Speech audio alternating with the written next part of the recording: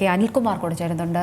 Shri K Anilkumar അങ്ങനെ party ഒടുവിൽ പ്രഖ്യാപിച്ചിരിക്കുകയാണ്. സ്വരാജ് ആയിരിക്കും നിലമ്പൂർ സ്ഥാനാർത്ഥി. എങ്ങനെയാണ് സ്വരാജിലേക്ക് എത്തിയത്? സ്വരാജിലൂടെ തന്നെ നിലമ്പൂർ വീണ്ടും ചെങ്കൊടി പാറിക്കാൻ സാധിക്കുമോ?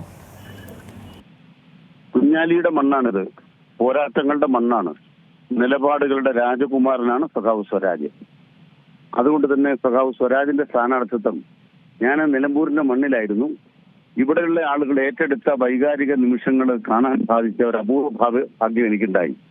സ്ഥാനാർത്ഥിയായി സ്വരാജ് വന്നു എന്ന് പറഞ്ഞപ്പോ വളരെ അഭിമാനകരമായിട്ട് ആളുകൾ അത് ഏറ്റെടുക്കുന്ന ഒരു കാഴ്ച ഇവിടുത്തെ ഈ ഗ്രാമത്തിൽ ഞാൻ കാണുകയാണ്. സഖാവ് കുഞ്ഞാലി കുത്തേറ്റ് വീണ മണ്ണിലാണ് ചുള്ളിയോട് ഞാനിപ്പോൾ ഉള്ളത്. സ്വാഭാവികമായി ഇവിടുത്തെ ആളുകളുടെ വൈകാരികത വളരെ വളരെ പ്രധാനപ്പെട്ട കാര്യമാണ്. നിലമ്പൂരിനെ സംബന്ധിച്ചിടത്തോളം ഇടതുപക്ഷ ജനാധിപത്യത്തിലേക്ക് നല്ല മേൽക്കൈയുള്ള മണ്ഡലമാണ്. മുമ്പ് ആര്യാട് മുഹമ്മദ് മത്സരിച്ചിരുന്ന മണ്ഡലത്തിന്റെ ഘടന മാറി. ഇവിടുത്തെ 2 പഞ്ചായത്തുകൾ, UDF നല്ല മേൽക്കൈ ഉണ്ടായിരുന്ന 2 പഞ്ചായത്തുകൾ മറ്റൊരു മണ്ഡലത്തിലേക്ക് മാറ്റം വന്നതോടുകൂടി ഇവിടുത്തെ രാഷ്ട്രീയ ഘടനയിൽ മാറ്റം വന്നു. ആ രാഷ്ട്രീയ ഘടനയുടെ മേന്മ കൂടി ഉപയോഗിച്ചിട്ടാണ് സിറ്റിംഗ് സീറ്റായിട്ട് ഈ മണ്ഡലം മാറിയത്.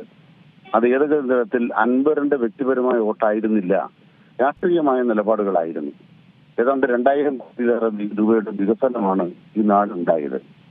എം സ്വരാജിനെ പോലൊരാൾ കേരള നിയമസഭയിൽ ഇത്തവണ മാത്രമല്ല അടുത്ത തവണയും ഉണ്ടാകണം.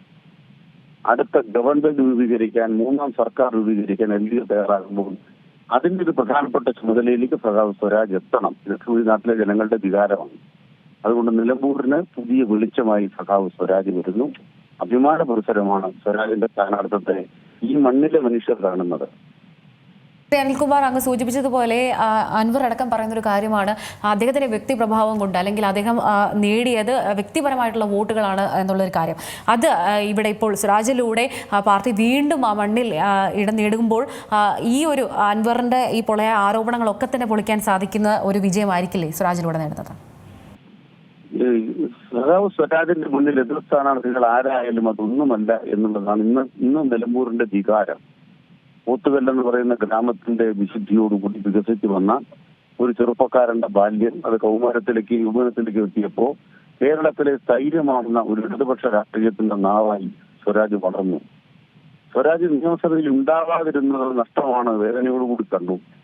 ആളുകൾ വേട്ടയാടപ്പെടുന്ന മനുഷ്യനോടൊപ്പം നിൽക്കുന്ന സ്വരാജിനെ കണ്ടു. അതിലൊരു നിർഭയത്വമുണ്ട്. ഏത് വിഷയം വന്നാലും അതിൽ നിലപാട് പറയുന്നതിൽ നിർഭയത്വമുണ്ട്. ബാബറി മസ്ജിദിന്റെ വിധി വരുമ്പോ ഇതിൽ പരം ഇത്തരത്തിലുള്ള വിധിയല്ലാതെ മറ്റെന്തൊരു വിധിയാണ് ഇന്നത്തെ ഇന്ത്യയിൽ ഉണ്ടാവുക എന്ന് ചോദിക്കാനുള്ള തന്റെ ഇടമുള്ള ഒരു വ്യക്തിയായി സ്വരാജിനെ ഇവിടുത്തെ മനുഷ്യർ കാണുകയാണ്. വേട്ടയാടപ്പെടുന്ന മനുഷ്യർ, ആ മനുഷ്യരോടൊപ്പം അവസാനം വരെ അവരോടൊപ്പം നിൽക്കുക എന്ന് പറയുന്ന മഹാമാനുഷിക ഭാവത്തിന്റെ മുഖമാണ് സഖാവ് സ്വരാജ്. ഇവിടെ യുദ്ധം, അതിന്റെ പേരിൽ യുദ്ധഭ്രാന്ത് ഉണ്ടാക്കപ്പോൾ യുദ്ധോത്സുകമായി തീർന്ന ഒരു സമൂഹത്തിന്റെ ഭ്രാന്തിന് മുന്നിലേക്ക് നേരെ പിടിച്ചൊരു കർണാടിയായി സഖാവ് സ്വരാജ്. ഇതൊക്കെ നിലമ്പൂരിലെ മനുഷ്യർ സ്വരാജിനെ അടയാളപ്പെടുത്തുന്നു ചരിത്രത്തിലേക്ക്, കാലത്തിലേക്ക്, ഭാവിയിലേക്ക്. അതാണ് നിലമ്പൂർ കാണാൻ പോകുന്നത്.